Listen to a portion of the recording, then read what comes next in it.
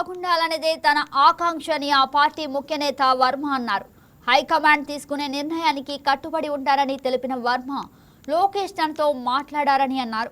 కాకినాడ జిల్లా పిఠాపురం ఇన్ఛార్జి పదవి నుంచి వర్మను తొలగిస్తూ టీడీపీ అధిష్టానం నిర్ణయం తీసుకుంది. అక్కడ పార్టీ నిర్వహణ కోసం 3 మెన్ కమిటీని ఏర్పాటు చేస్తున్నారు. దీనిపై స్పందించిన వర్మ తన గురించి నియోజకవర్గ ప్రజలకు టీడీపీ అధిష్టానానికి తెలుసు అని అన్నారు. నియోజకవర్గంలో జరుగుతున్న అన్ని విషయాలు పార్టీ దృష్టికి తీసుకెళ్లినట్లు తెలిపారు. ఏ నిర్ణయం తీసుకుంటే ఆ నిర్ణయానికి కట్టుబడి ఉంటాం. అది పిఠాపురం ప్రజలందరికీ తెలుసు. నిర్ణయం పార్టీకి నిలబడాలన్నారు, మనం నిలబడ్డాం.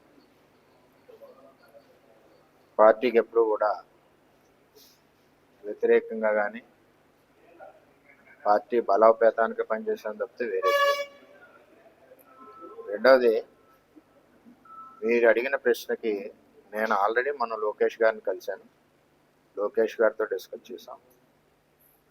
ఏదైతే ఇక్కడ ఇబ్బందులు లేకుండా కూటమి ముందుకెళ్ళాలి, ఒక కమిటీని వేసి చేయమని చెప్పాను. నాకు కూడా కొంచెం టైం స్పెండ్ చేయడానికి కూడా కొంచెం ఇబ్బందిగానే ఉంది. చేయండి, నేను కూడా ఒక్కడిని కూడా చేయలేకపోతున్నానని చెప్పి చెప్పడం జరిగింది. దాని ప్రకారమే ఈరోజు ఆ ప్రకటన వచ్చింది. పార్టీ నాతో సంప్రదించిన తర్వాతే లోకేష్ గారు ఆ ప్రకటన వచ్చే ముందు కూడా నాకు పల్లాశ్రీని గారు, నారాయణ గారు ఫోన్ చేసి చెప్పారు.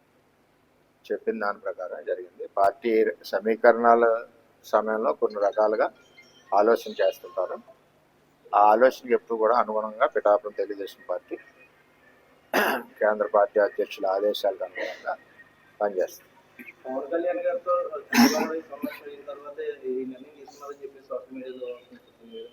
100 అనుకుంటారు. వర్మ ఏంటో పిఠాపురం ప్రజలు తెలుసు, వర్మ ఏంటో తెలుగుదేశం పార్టీకి తెలుసు, ఎంత కమిటెడ్గా ఉంటారో తెలుగుదేశం పార్టీకి తెలుసు.